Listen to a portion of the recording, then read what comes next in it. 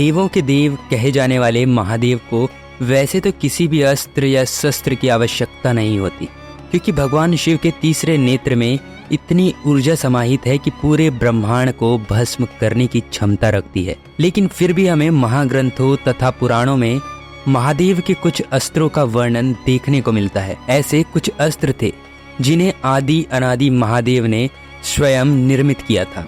तो आज हमारे इस वीडियो के माध्यम से हम जानेंगे भगवान शिव द्वारा बनाए गए कुछ अस्त्रों के बारे में। पहला है त्रिशूल। त्रिशूल भगवान शिव का सबसे अहम अस्त्र है, क्योंकि वे हमेशा त्रिशूल को अपने पास रखते हैं। त्रिशूल में 3 शूल मौजूद है, जो कि 3 गुणों सत्वगुण, रजोगुण तथा तमोगुण को दर्शाते हैं। इसी के साथ ही यह 3 काल, भूत, वर्तमान और भविष्य को भी दर्शाते हैं। त्रिशूल पर हमेशा एक डमरू बंधा रहता है, जिससे सृष्टि में संगीत की उत्पत्ति हुई थी। यह महादेव का सबसे घातक अस्त्र है। इसके द्वारा महादेव ने बहुत से दानवों, राक्षसों आदि का वध किया था। त्रिशूल महादेव के द्वारा मानसिक रूप से संचालित होता है। इसका मतलब यह है कि अपने लक्ष्य को नष्ट करने के बाद त्रिशूल अपने आप ही महादेव के पास आ जाता है। भगवान शिव के अस्त्र त्रिशूल में इतनी अधिक ऊर्जा समाहित है, जिससे कोई भी देव या दानव बच नहीं सकता। ऐसा माना जाता है कि यदि एक बार त्रिशूल किसी पर चला दिया जाए तो वह अपने लक्ष्य को नष्ट करके ही लौटता है। महाग्रंथों में यह वर्णित है कि एक बार भगवान विष्णु और भगवान शिव के बीच युद्ध हो गया था। तब महादेव ने विष्णु पर त्रिशूल छोड़ दिया था। वह भगवान विष्णु के वक्ष यानी छाती में जाकर लगा, लेकिन उससे विष्णु जी पर कोई भी प्रभाव नहीं पड़ा, क्योंकि पुराणों में भगवान शिव और भगवान विष्णु को समकक्ष यानी एक समान शक्तिशाली माना गया है। लेकिन फिर भी त्रिशूल के वार के कारण विष्णु जी के वक्ष स्थल पर 3 घाव हो गए थे।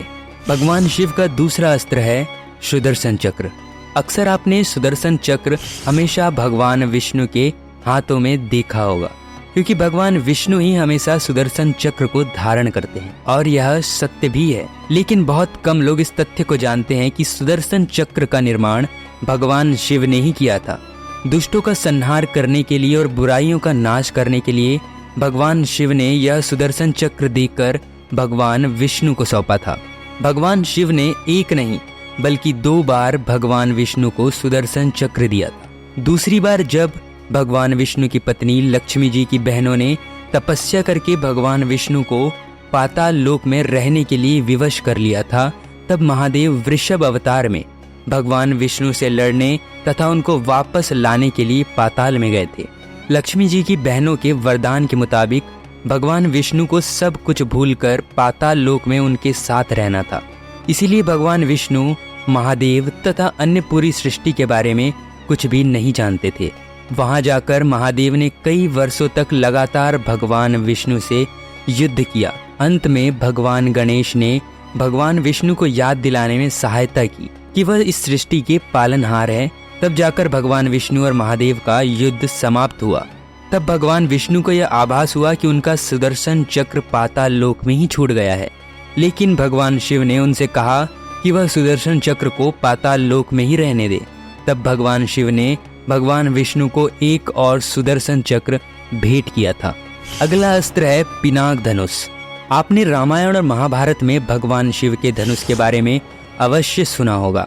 भगवान शिव का धनुष पिनाक धनुष के नाम से जाना जाता था। यह धनुष बहुत ही शक्तिशाली तथा विनाशकारी ऊर्जा से भरा हुआ था।